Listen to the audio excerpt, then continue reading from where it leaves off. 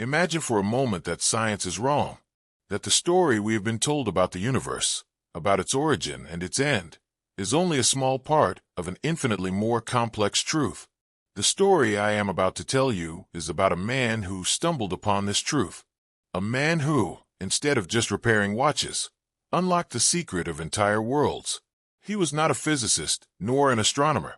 He was a watchmaker, a master of his craft, a craftsman who devoted decades to repairing time without ever questioning its true nature.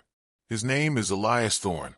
Elias inherited his grandfather's workshop, a place steeped in the smell of oil, metal, and the passing of time. It was a refuge from the chaos of the modern world, a place where patience was the most valuable currency. Elias' journey began with one particular watch, a rare piece from the mid-19th century that seemed to defy logic. It wasn't just old, it was strange. The gears didn't move smoothly, the balance wheel oscillated at unpredictable rhythms, and the ticking sound, instead of being constant, seemed to have irregular pulses. The other watchmakers had given up on it. They said it was impossible to fix, that the internal mechanics were irreparably damaged, perhaps by some disastrous repair attempt in the past. But Elias, with the stubbornness of an artist, felt there was something more, a subtle energy, a resonance he couldn't decipher. He knew the watch wasn't broken. It was working in a way he simply didn't understand. He spent weeks, then months, studying the artifact. He used precision magnifying glasses, microscopes, and even a homemade spectrometer to analyze the metal. Nothing explained the anomalous behavior. That's when he had an idea. Elias decided to remove the watch face and case, exposing the entire internal mechanism. It was at that moment that the inexplicable began to reveal itself. The gears, which from a distance appeared to be brass, revealed a non-metallic texture under the microscope. They looked like maps, with grooves and peaks resembling mountain ranges and valleys. And between the gears, instead of voids, there were small points of light that seemed to move. They were tiny, almost invisible, but they were there. They were alive. Over time, Elias realized that these points of light were not static. They moved in an orderly fashion, tracing orbits around the gears. He began to draw, to map their movements, and a terrible, fascinating conclusion formed in his mind. What he was seeing were not dust particles. They were planets, planets of a miniature universe, contained within that clock. The gears, once seen as simple mechanisms, were now solar systems, entire galaxies. The central ruby, the heart of the clock, which should have been just a pivot for the balance, seemed to be the sun of that entire microverse, radiating an internal light that seemed to feed the celestial bodies. Elias couldn't sleep. His workshop, once a sanctuary of tranquility, became his laboratory, his private observatory. He spent his nights poring over the piece, his eyes fixed on the dance of the planets, the rotation of the miniature galaxies. With each new observation, a new theory emerged, more absurd than the last. He realized that the irregular ticking of the clock was not a defect. It was the sound of the universe expanding and contracting. Each tick was a cycle of life and death, a miniature Big Bang, followed by a big crunch. He could see galaxies forming and disintegrating, stars being born and exploding in supernovas, all in a lapse of time that for the real universe would be the blink of an eye, but for the microverse represented geological eras. The clock, he realized, did not just measure time, it created time. The clock's mechanism itself was the engine of existence for the beings that might exist in that tiny cosmos. But the biggest revelation was yet to come. Elias noticed that the speed of the expansion and contraction of the universe inside the clock was not fixed. It responded to an external factor, and that factor was him. Whenever he approached the clock, the orbits of the planets seemed to accelerate. When he moved away, they slowed down. At first, he thought it was an illusion, a distortion caused by his presence. But after countless tests, he had to accept the truth. He was an element in the equation. His own energy, his attention, his will, seemed to have a direct influence on the pocket universe. He was the god, the observer, the creator, the destroyer. With every repair he made, every adjustment he performed, he was not just fixing a machine. He was shaping the reality of an entire universe.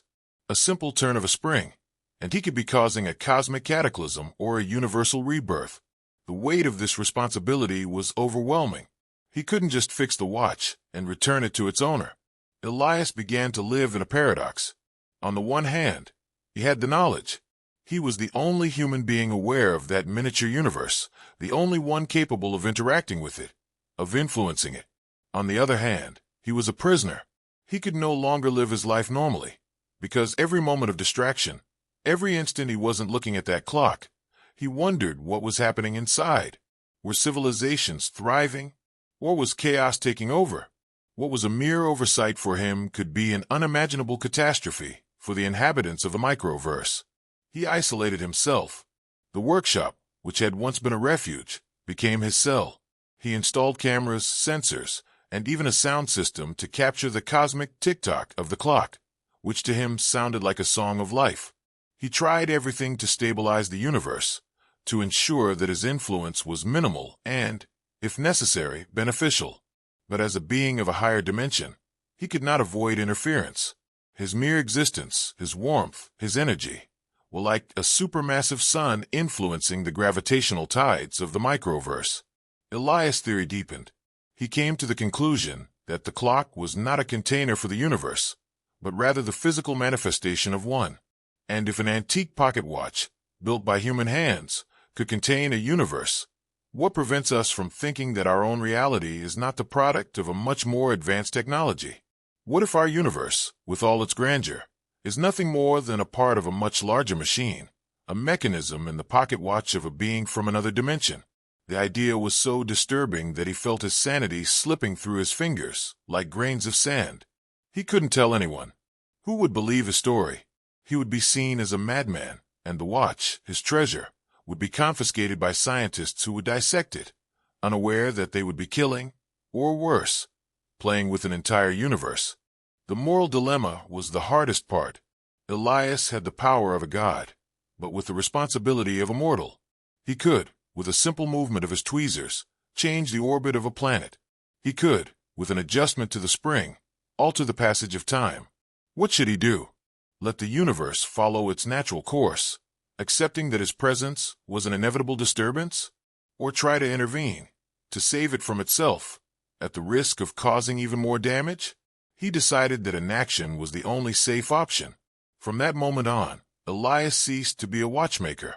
He became a guardian, a silent observer. He stopped trying to fix the clock, and instead began to ensure its stability, its integrity. He built a controlled environment, a glass dome, to protect the piece from fluctuations in temperature and humidity, but mainly to protect the Microverse from his own interference.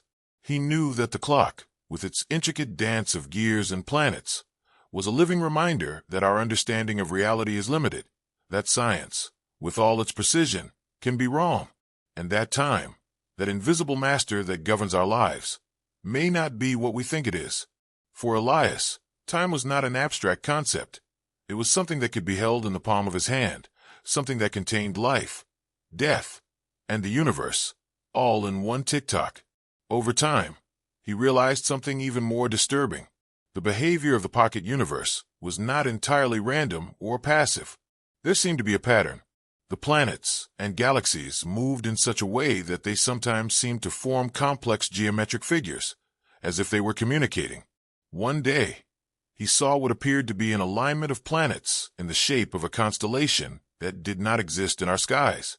Another day, he saw the particles of light form what appeared to be a mathematical diagram, a symbol that Elias, with his vast experience in mechanics, recognized as a formula for gravitational stability. It was as if the inhabitants of the Microverse, or perhaps the universe itself, were trying to communicate with him, their God. The communication was subtle, silent, but it was there. Elias began to respond. He couldn't speak, of course, but he could interact. He began to make small adjustments to the clock, following the diagrams that the Microverse showed him. He moved a gear 1 millimeter to the right and saw a supernova explode, giving rise to a new galaxy. He applied a little pressure to the spring, and a civilization that seemed to be on the brink of annihilation suddenly flourished. It was a dance, a collaboration between the god and his creation. Elias was no longer a passive guardian. He was a co-creator. He was literally helping to shape a universe, to write the history of its civilizations. But the question that haunted him was, if the universe inside the clock was communicating with him, who was communicating with us? What if we, with our telescopes and particle accelerators, are just pieces on a board, and our science is nothing more than our attempt to understand the diagrams that our Creator sends us? Elias Thorne's story did not end with his death. He knew that the clock could not fall into the wrong hands, that the secret it held was too dangerous for humanity. He spent his last years documenting everything, creating a detailed diary with drawings, diagrams, and formulas he had deciphered from the Microverse. He hid the diary in a secret compartment in his workshop, hoping that one day the right person would find it. He left the watch to his only heir, his granddaughter, with the instruction that it should never be sold or opened. She, unaware of the secret, only saw her grandfather's eccentricity and kept the clock in a safe, where it remains to this day. The pocket universe, isolated from Elias' touch, probably continues to expand and contract at its own pace, following the last instructions that the watchmaker, in his last breaths, was able to give.